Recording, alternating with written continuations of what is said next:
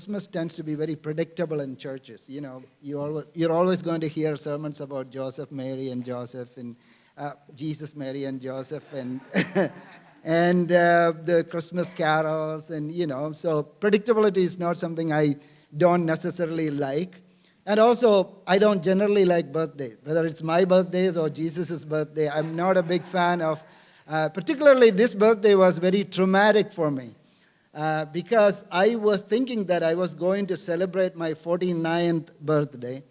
But my father called me, and as you know, he's old. He's going through some old age issues. And so he said, his memory is coming back or his memory is disappearing. He said he might have made a mistake in the birth year he gave to the school. And if his memory is right, I'm not celebrating my 49th birthday, I'm celebrating my 50th birthday. Not that I always wanted to be 50. I do, that's as close as to Sachin Tendulkar I can be, like a half century.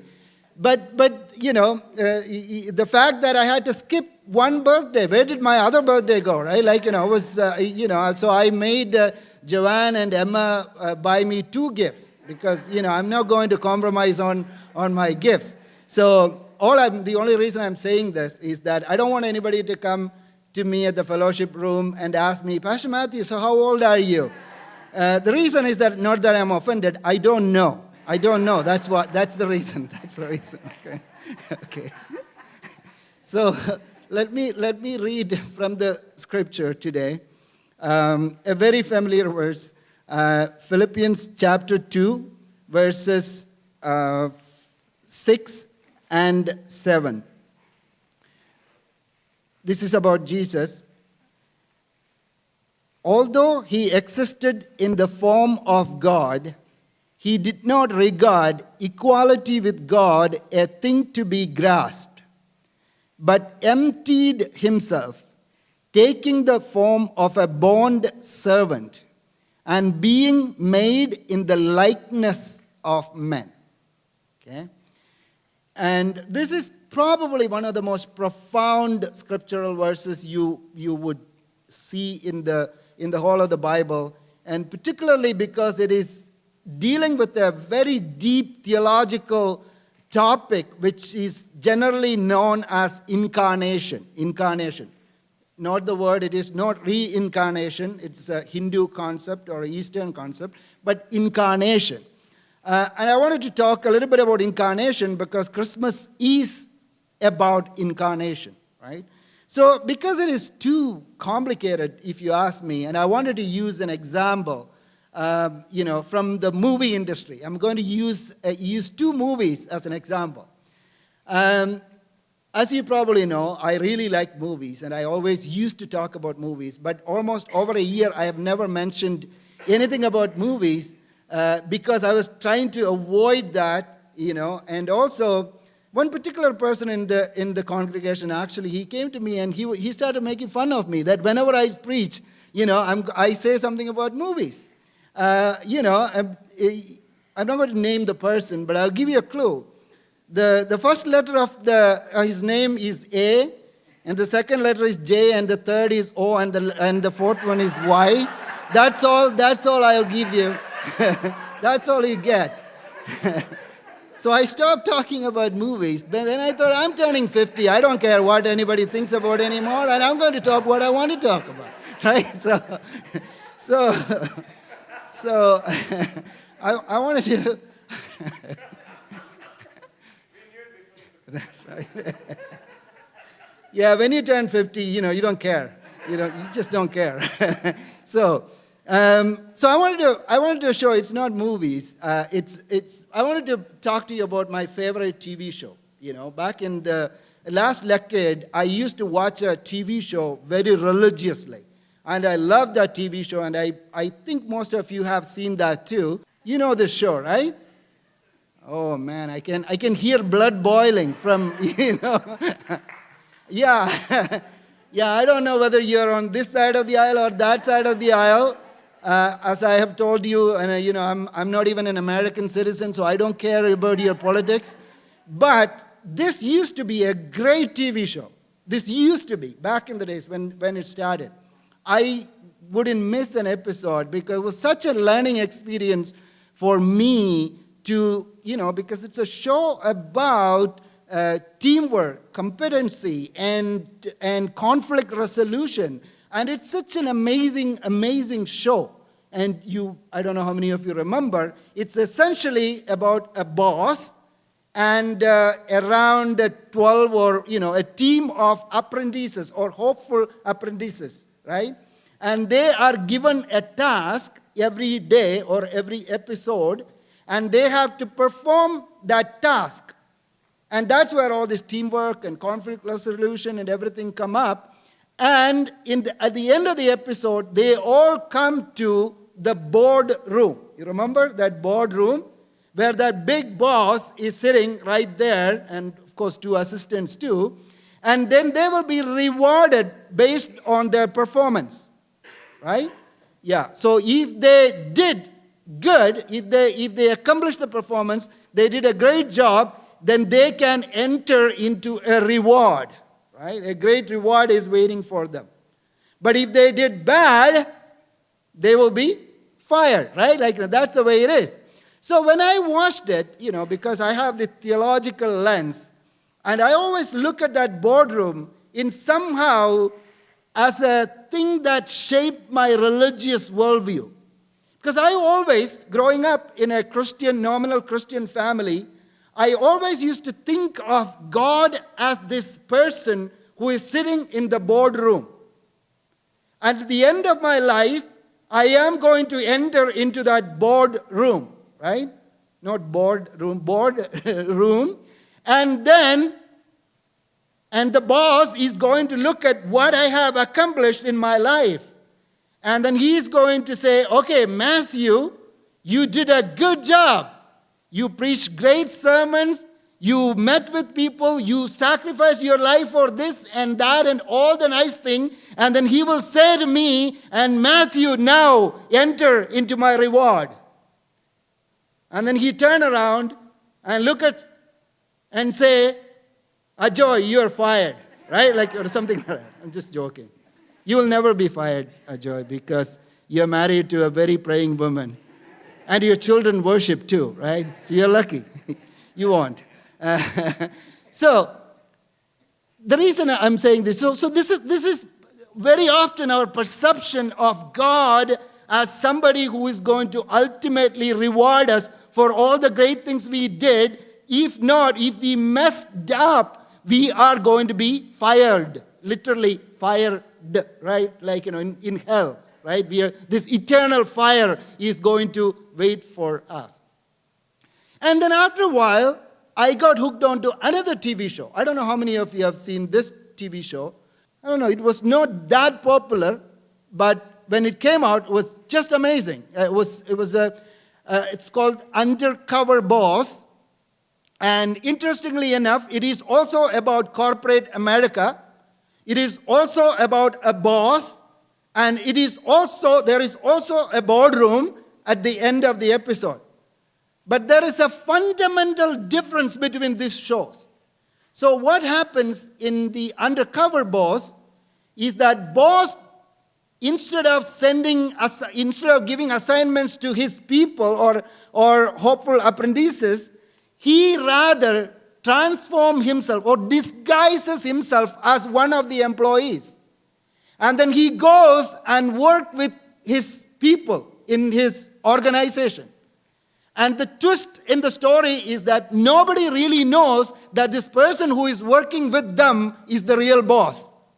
Right? And especially the first episode, I still remember the premiere episode they aired was a company called Waste Management Company. And I don't know how many of you know, most of the states, the garbage collection is not a government, it's a privatized. So Waste Management Company is a big multi-million-dollar company, but what they do is collecting garbage from your place and process it. So the head of that company, president as COO, I think his name is Larry O'Donnell or something like that. Anyway, the president and COO of that company, he sits in a corner office, very nice office, with all his revolving chair and, and the glass windows and all that. He disguises himself as one of the garbage collectors, and he goes and works with the crew. And the crew are told that he is a new guy, he is a new person who is being interviewed for the job. So how he is treated properly, that's the whole thing about the show. And I still remember this president, this guy who is sitting in his corner office, he collects garbage and he, walks around in the landfill and he sort out recyclables from the recycle bin, and he even cleans porta potties. And this COO, we have no idea, nobody has any idea that it's actually the president of the company who is doing this. But at the end, there is this boardroom. So in the boardroom, the president is meeting with, in that episode, he met with 5 people he worked. And they didn't know it was the CEO, as I said. And at the end, there was a shocking revelation. These people are called to the corporate office. They don't know why they are there. And then the door opens. Then Larry comes by. Larry, the same Larry who collected garbage with them. The same Larry who cleaned the porta potties with them. And now he comes up with full suit, looking like a president and their COO. And then suddenly they have this shock. Larry, it's you? Yeah, then Larry says, yeah, I am the president of this company. I just wanted to know how the life is like out there for my employees. I wanted to feel what you feel. I wanted to experience what you experience. And that enriches me. And that's why I did this. And the interesting thing is, and most of the Undercover Boss episode, pretty much all of them I watched.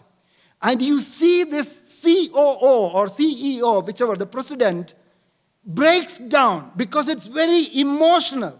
Because he is not a boss who is sitting in a boardroom and judges people based on their performance. This is a CEO who experienced what the life is out there among his people. And in that particular episode, I remember one of the ladies who worked with them in the garbage dump was or man, he was a dialysis, he had a kidney issue, and then he decides, he says, I'm going to make sure that the company is going to cover your medical bill.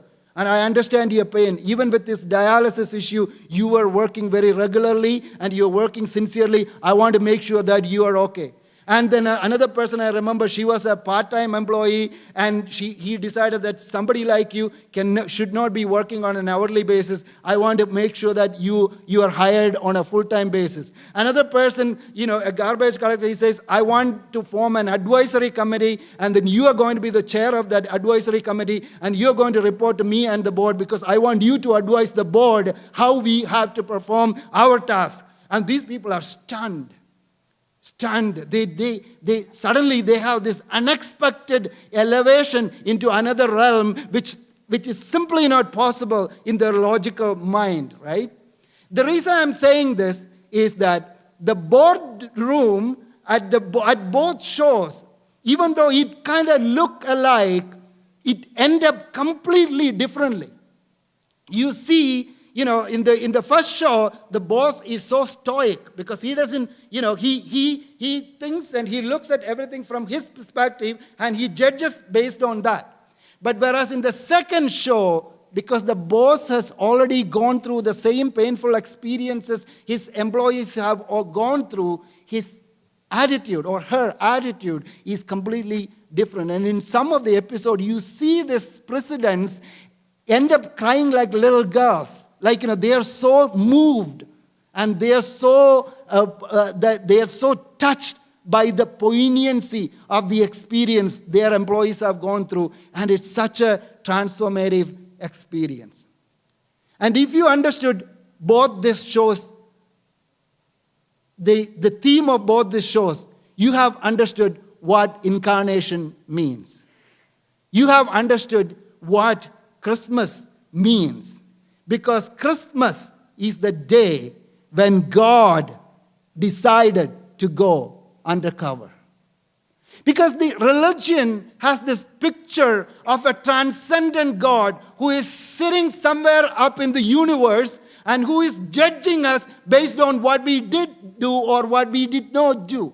Then Christianity introduces a very, very, very different picture of God who comes down to this world, who takes this decision. Although he existed in the form of a president, he did not regard equality with the president or the corporate boardroom a thing to be grasped. He humbled himself and came in the form of a garbage collector. Now that is a very, very different God. Very, very different God. And Hebrews says this, "For we do not have a high priest who cannot sympathize with our weaknesses, but one who has been tempted in all things as we are, yet without sin. Therefore, let us draw near with confidence to the throne of grace, so that we may receive mercy and find grace to help him in time of need." Because our high priest, our president, is somebody who cannot sympathize with us. He understands our pain and our agony. And that is what Philippians chapter 2 talks about incarnation.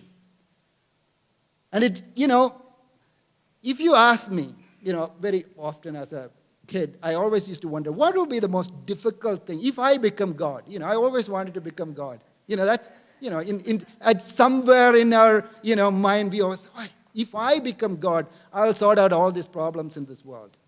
Right? God is not, I wanted to refer to another movie, Bruce Almighty, but I'm trying to keep quiet. But, a guy got his wish.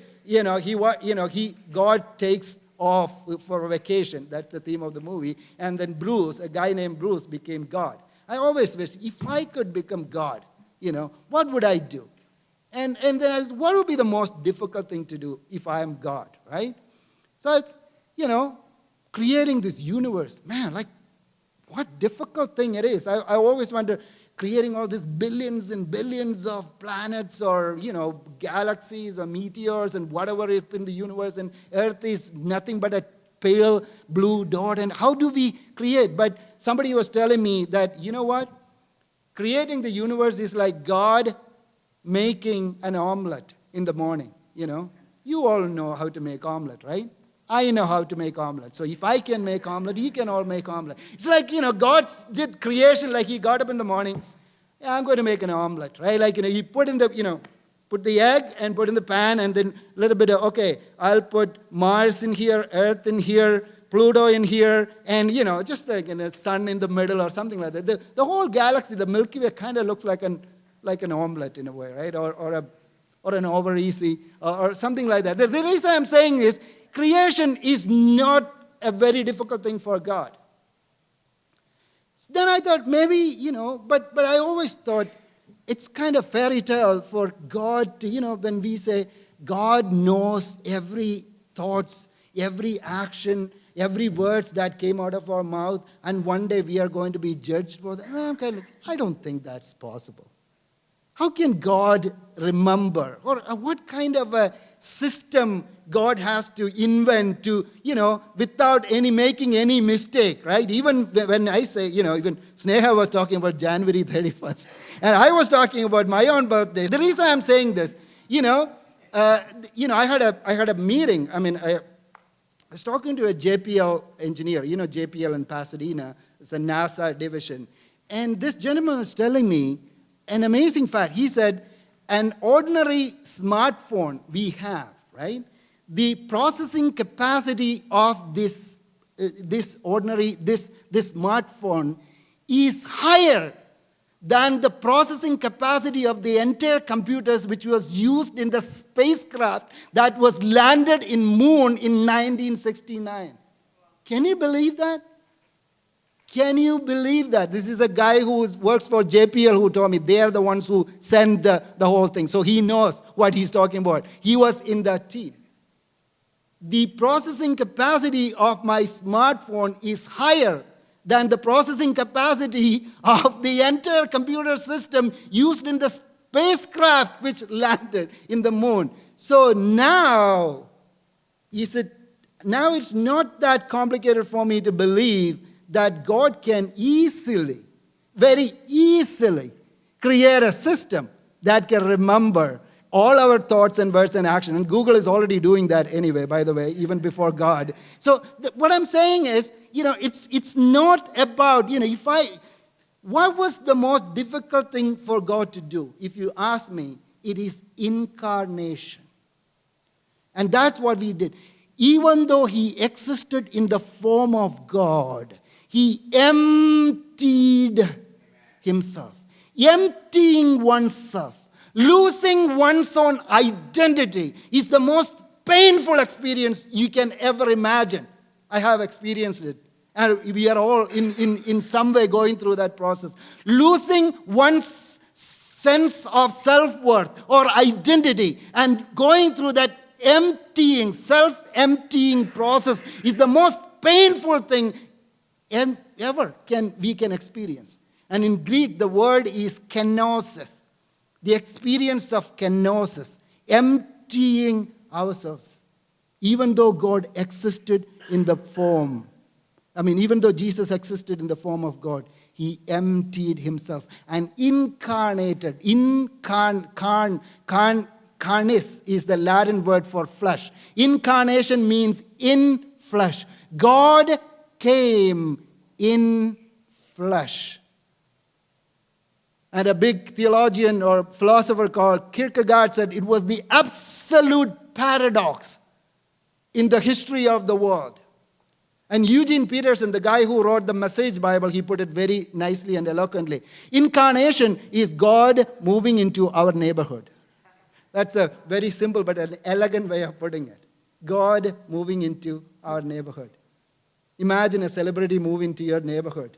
Immediately what happened, right? The whole neighborhood changed. The value changes. Everything changes. And that is essentially what is happening in incarnation. And that is what is happening during Christmas. And God decides to go undercover. The Christmas is the day God decided to go undercover. That's why it is the most beautiful, most profound day in the history of the world, in the history of the universe, that decision of God. And no religions really get it. And if you really talk to a Jew or a Muslim, it's a blasphemy to think that God ever became a human being. Because they think it is what they call, when Pastor was teaching us, anthropomorphic language. And attributing human emotion to God is considered a blasphemy in those religions. However, we know in the Old Testament, we can see God with a lot of human emotion. God feels sorry. God is being grieved. And there are so many things which they miss. But the fact is that Judaism and Islam doesn't understand. And for them, God is this transcendent entity who is sitting in the boardroom. It's like that first TV show. And we are all going to go one day, and then only we will know what our fate is. That God has no connection with me. But interestingly, most of us are coming from India, and Hinduism is the only prominent religion which has a concept of incarnation, which is beautiful. In that way, it is closer to Christianity than Judaism or Islam. And we know the whole concept of avatar, and we're not going to teach world religion today. But Hindus believe that this transcendent God can transform himself into a human being and live among us. There are 10 avatars or more and all that. But the difference, though, is that this God who is coming down in Hinduism as the avatar or as the incarnation is coming here with a completely different purpose. Right? There is this, I think I have this. Okay, there is this... There's this quote from Bhagavad Gita about the purpose of incarnation. This is why God is incarnated. In Bhagavad Gita, chapter 4 and verse 7, it says, "For the preservation of good, for the destruction of evil, for the establishment of righteous, I come into being in age after age." You see why God is coming down as a human being? Because for the preservation of good, for the destruction of evil, and for the establishment of righteous. In other words, God is coming to this world looking for the righteous people, looking for the holy people. And He is coming here to destroy all the sinners, destroy all the bad people. Now that puts us in a very difficult predicament, right?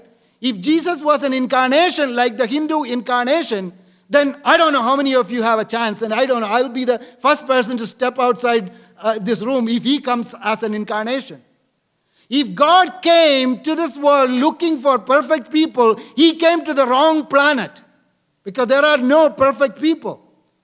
But compare that to what Jesus said in Luke chapter 5:32. He said, I have not come to this world to call the righteous, but sinners. He did not come to call righteous sinners. It's a diametrically different purpose than the other incarnation. See, God in the Bible experienced the temporal realm so that we can take us from the temporal realm and help us experience the eternal realm.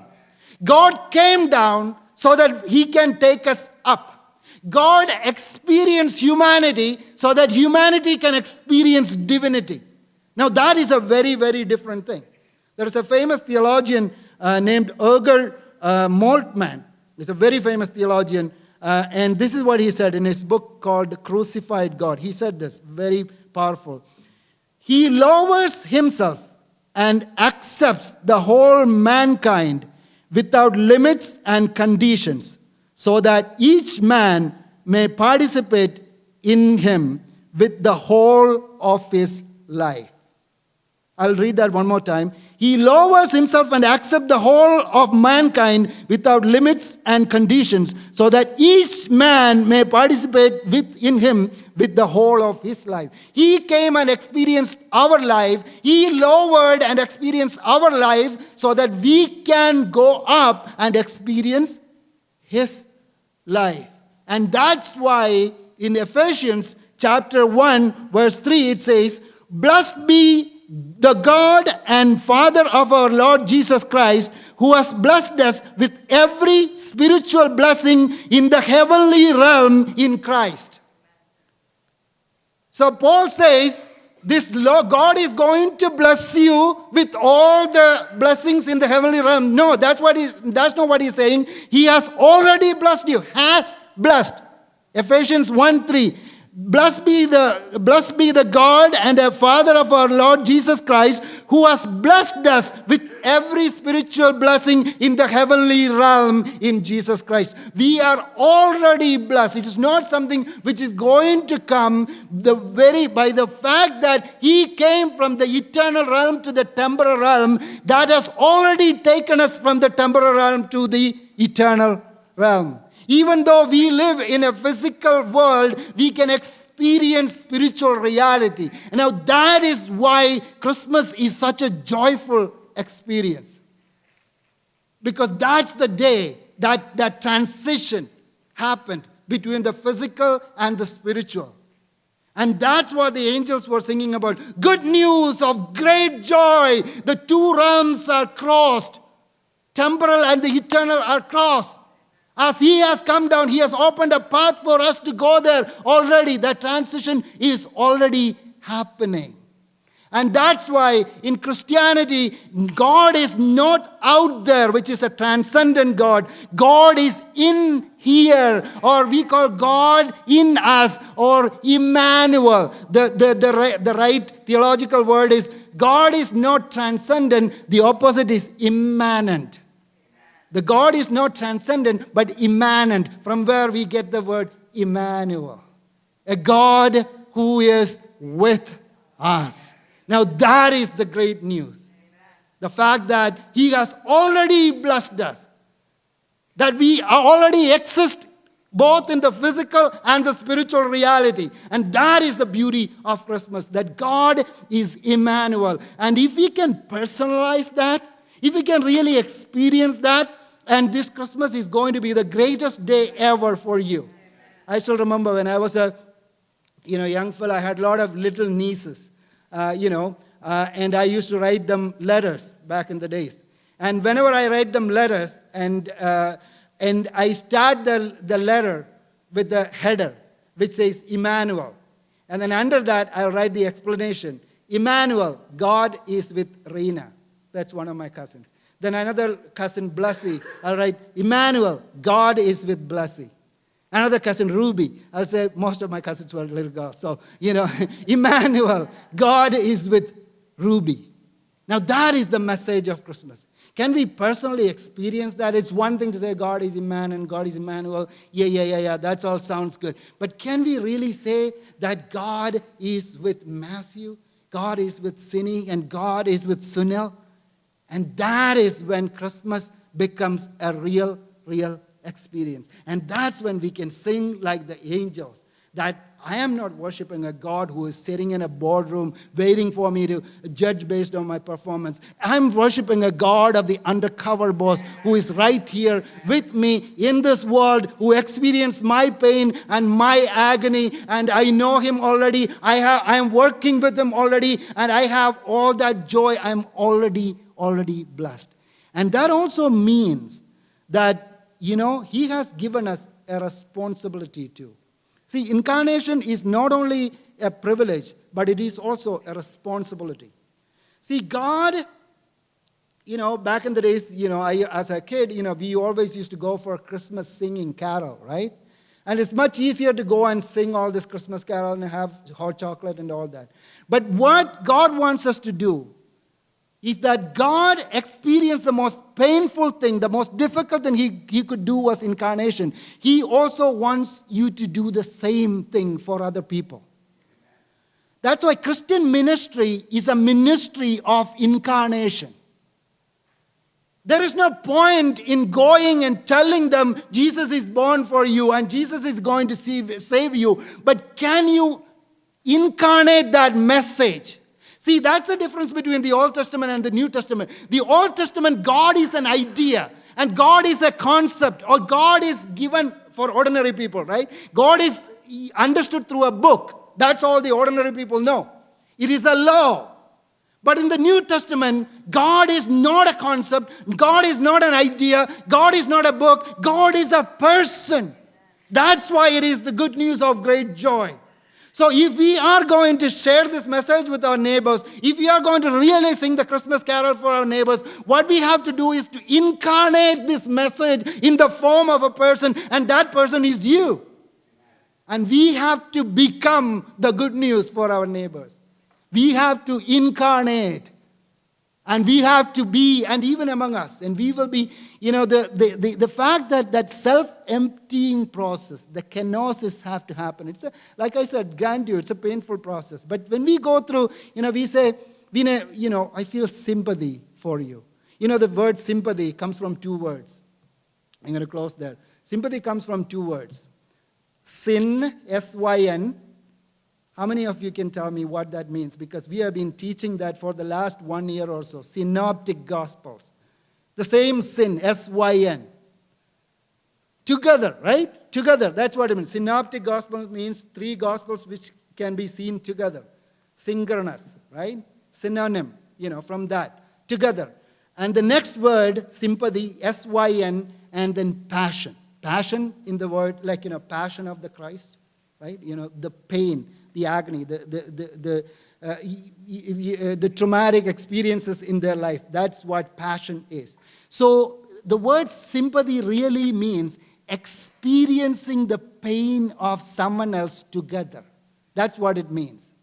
When I say I have sympathy for you, it has become just a word to say that I feel sorry for you. No, that's not what that word means. That word means that you incarnate.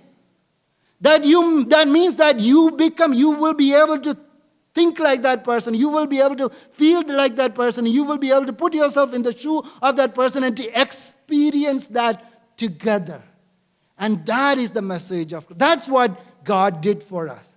God didn't just feel sorry for us, but He put Himself in our shoes. And He came undercover.